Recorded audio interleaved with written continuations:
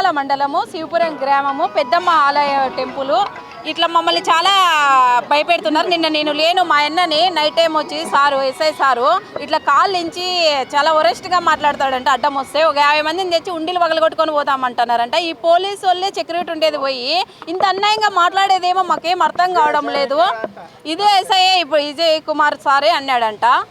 SI sir ఎందుకు ఇట్లా చేస్తున్నారో మాకేం అర్థం కావడం లేదు. పోలీసులు కూడా మమ్మల్ని లాస్ట్కి భయపెడుతున్నారు. సెక్యూరిటీ ఉండే వాళ్ళు కూడా ఇట్లా చేస్తా అంటే ఏం చేసేది? హైకోర్టులో ఉంది తెగని, వాళ్ళకన్నా రాని మాకన్నా రాని గుడి ఇంప్రూవ్మెంట్ లేదు. చాలా వరెస్ట్గా ఏందో ఇది పొట్టేళ్ళకి 200 వసూలు చేస్తున్నారు. రూమ్ బాడీలు ఏందో ఏమి అర్థమే కావడం లేదు. మాకు రూమ్ బాడీలు ఈ పొద్దు నుండి ఎవరు తీసుకోకూడదు. ఫ్రీగా వెళ్ళాం, మేము ఫ్రీగా వెళ్ళనుకున్నాము.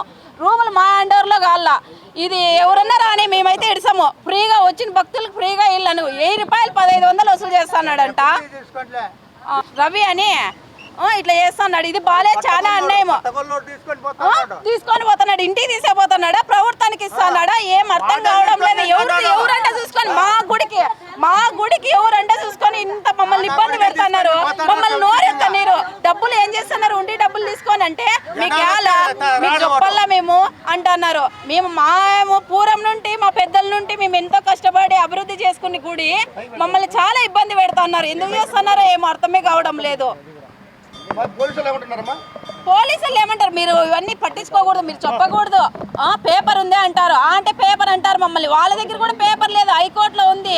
వాళ్ళకో మాకో గుడి రాని మీరన్నా తీసుకుంటారు, మేమన్నా తీసుకుంటాం. గుడి అభివృద్ధి అనేదే లేదు. మా సొంత డబ్బులతో ఇప్పటికే మేము అభివృద్ధి చేపిస్తున్నాం. మీరు పొట్టేళ్ళు కొట్టేసాట ఈగలు వాళ్ళంటే ఇసుక పోపించినాం మేము ఇచ్చేసి. ఒక్కటి పట్టించుకోవడం లేదు. చాలా గలీజ్ పట్టిస్తున్నారు. ఈడే తినేది, ఈడే అన్ని ఈడే చేస్తున్నారు. ఈడే సంసారాలు పెట్టినారు. మేము ఉన్నప్పుడు గుళ్ళ మంచినీళ్ళు తాగిన వాళ్ళం కాదు. మేము అంత పవిత్రంగా పెట్టుకోండి. మేము నీట్గా దేవుడు అంటే మాకు ఒక భక్తి. ఇప్పుడు కూడా గుళ్ళో ఆధికం వస్తుందని కాదు, మా పూర్వం నుండి మా పెద్దల నుండి వచ్చిందని గుడి మేము ఇంత ఓరాడుతున్నాము.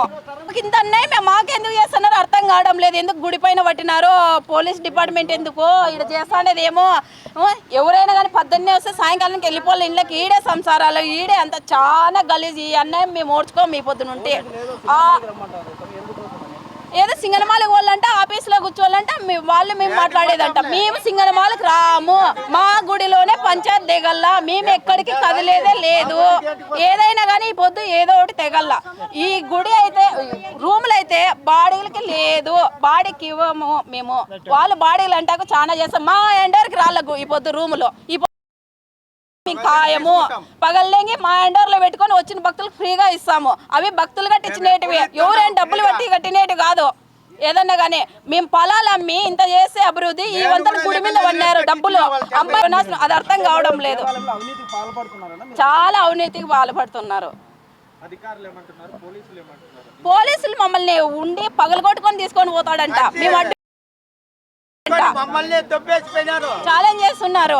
నైట్ టైం వచ్చి పొద్దున్నే ఉండి తీస్తాం, మీరు అడ్డం వస్తే 50 ఇంటికి తెస్తా ఉండి పగలగొట్టుకొని పోతే ఎవరు అడ్డం వస్తారో అన్నట్లా ఇట్లా మాట్లాడుతున్నారు. ఇది ఎందుకు చేస్తున్నారో మాకేం అర్థం కాలేదు. ఒక దేవుని కూడా ఏంటి కూడా ఇంత అన్యాయంగా ప్రవర్తిస్తున్నారు. మేము వదిలే ప్రత్యక్షే లేదు. ఈ పొద్దు మాత్రం ఆ రూములు బాడీ మా ఎండర్లేక రాళ్ళ బాడీలు తీయము. ఫ్రీగా పొట్టేలు కొట్టకపోలా, అంతేగాని వసూలు చేయకూడదు. మేము మా దగ్గర లేకపోతే వాళ్ళకి తీసుకోమని చెప్తాము. కోర్టు నుంచి వాళ్ళని ఏమని మేము లేదా తెగినానుకో కోర్టులో వాళ్ళకి తెగిన తీసుకోమని మాకు తిని మేము తీసుకుంటాము. అంతేగాని మధ్యలో వచ్చి చాలా ఇబ్బంది పెడతాను. ఏమన్నాడు ఎస్ఐ సార్? ఏమన్నాడు? నువ్వు 30 మందిని తెచ్చినావమ్మన్నా, నేను 50 మందిని దించుతా అన్నాడు.